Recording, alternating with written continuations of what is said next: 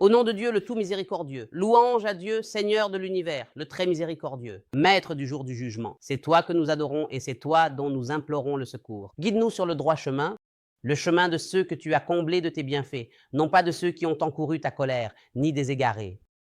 Mes chers amis, je poursuis avec vous la discussion sur le concept des mosquées. Dans l'épisode précédent, nous sommes parvenus à une conclusion conceptuelle selon laquelle, dans le Coran, les mosquées, vues à travers le prisme de notre époque, désignent les sièges de l'État ou les bureaux gouvernementaux où la loi et l'ordre sont appliqués, ce que nous appelons aujourd'hui les ministères, les parlements, les conseils législatifs, le palais présidentiel et le commandement général. Tout cela entre dans le concept de mosquée. Et afin de prouver ce résultat de manière irréfutable et sans ambiguïté, examinons de près ce verset. La parole du Très-Haut. Ô enfants d'Adam, prenez vos parures à chaque mosquée, mangez et buvez, mais ne commettez pas d'excès, car il n'aime pas les excessifs. La question est la suivante. Si les mosquées signifient les lieux de prière, quel est le rapport avec la nourriture et la boisson? Est-ce que quelqu'un va à la mosquée pour la prière du Maghreb sans manger ni boire?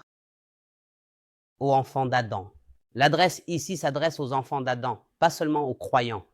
Si l'adresse avait été formulée différemment, avec la formule d'injonction bien connue « Ô vous qui avez cru », nous aurions pu dire qu'il s'agissait des mosquées, lieux de prière. Mais ô enfants d'Adam, est-ce que Poutine et Trump sont concernés par la mosquée où nous accomplissons actuellement les prières, par exemple? Parce que l'adresse ici s'adresse aux enfants d'Adam. Donc, les mosquées sont une affaire qui concerne tous les enfants d'Adam et ils doivent s'y présenter avec leur parure. Alors, de quoi s'agit-il? Maintenant, tout le monde, partout dans le monde, qui travaille dans les administrations gouvernementales de l'État, le matin, quand il va au travail, il s'habille proprement. Très bien. C'est quelque chose que l'on constate quand tu vas au travail, que tu travailles dans un ministère, tu travailles dans une institution gouvernementale, tu travailles dans un parlement législatif. Le matin, tu prends une douche et tu mets tes plus beaux vêtements. C'est compris. Prenez votre parure à chaque mosquée. Il est impossible que ce concept s'applique uniquement à ce que nous appelons les mosquées. De plus, dans le texte de ce verset, il est dit « Mangez et buvez, mais ne soyez pas excessifs ».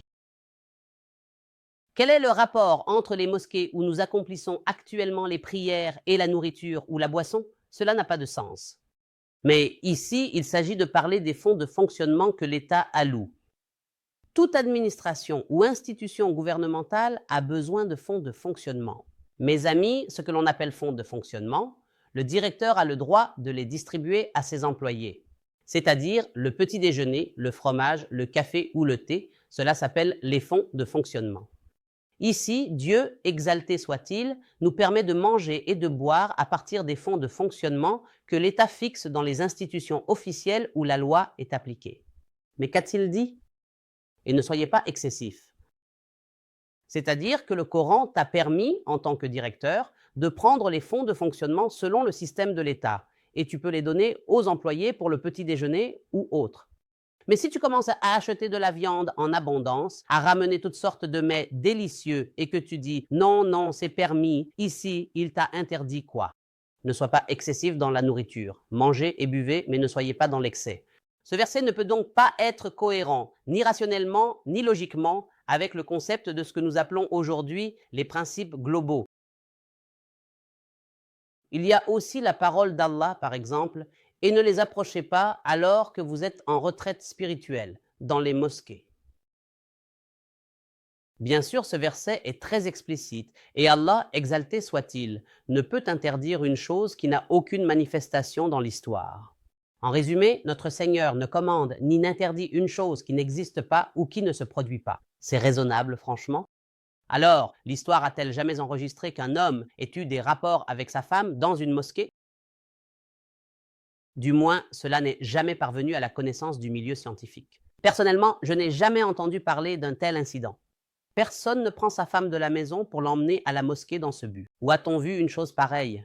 Pourtant, Dieu a bien dit « Ne les approchez pas alors que vous êtes en retraite spirituelle dans les mosquées ». Il a bien dit « dans les mosquées, dans les mosquées ». Alors, est-il concevable que Dieu interdise quelque chose qui n'a jamais eu lieu et qui n'arrive pas? Ce n'est même pas rare. C'est-à-dire, cela n'a aucune manifestation concrète dans ce contexte. Alors, si nous disons que ce verset parle des institutions gouvernementales, il n'est donc pas nécessaire que j'interprète ou que tu limites ce qui se passe actuellement dans les bureaux. Et lorsque je dis que la mubashara signifie les préliminaires, c'est quelque chose de bien connu et qui a été souvent constaté dans les institutions. Si tu vas dans une institution gouvernementale, il y aura forcément une mixité avec les employés. Ici, le verset dit « Ne les approchez pas alors que vous êtes en retraite spirituelle ». Le concept de itikaf, retraite spirituelle, signifie la permanence. En retraite dans les mosquées, cela montre votre assiduité. Essaie d'éviter tout contact direct avec les femmes. C'est-à-dire, tu ne dois pas quitter ton bureau pour aller traîner dans le bureau d'à côté. L'un reste ici avec la secrétaire, l'autre est assis là-bas, et ce genre de choses, on les voit clairement aujourd'hui dans toutes les institutions. Donc ces versets réglementent la manière de travailler et la relation entre les employés et les employés dans les institutions gouvernementales où le système de l'État et la loi sont appliqués. Et il est impossible que ces versets soient compatibles de près ou de loin avec ce que nous appelons aujourd'hui les mosquées de quartier qui se multiplient dans les quartiers.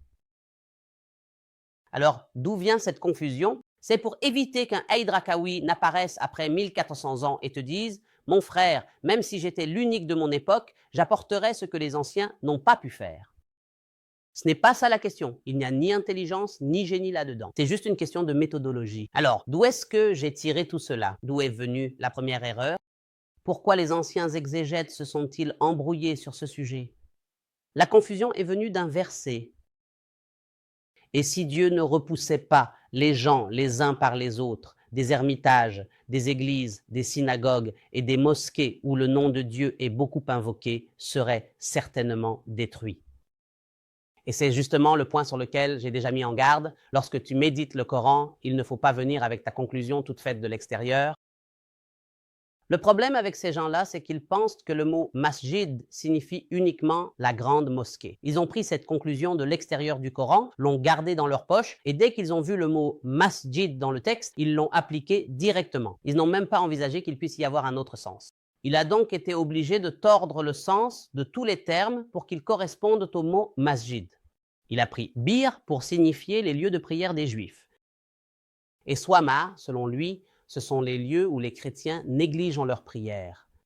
Mais il a déformé tous ces mots simplement pour qu'ils s'accordent avec l'idée que masjid signifie forcément la grande mosquée. Mais enfin, les swamas sont des greniers à blé. Pourquoi t'obstines-tu à les faire passer pour des lieux où les Juifs auraient négligé leurs prières? Pourquoi tant d'artifices? Dans le prochain épisode, si Dieu le veut, nous essaierons d'expliquer ce verset qui a été mal compris et qui a poussé les anciens à tordre le texte pour qu'il corresponde à leur idée préconçue selon laquelle la mosquée signifie la grande mosquée où l'on accomplit la prière du quartier. En attendant de vous retrouver, je vous laisse sous la protection et la bienveillance de Dieu. Que la paix, la miséricorde et les bénédictions de Dieu soient sur vous.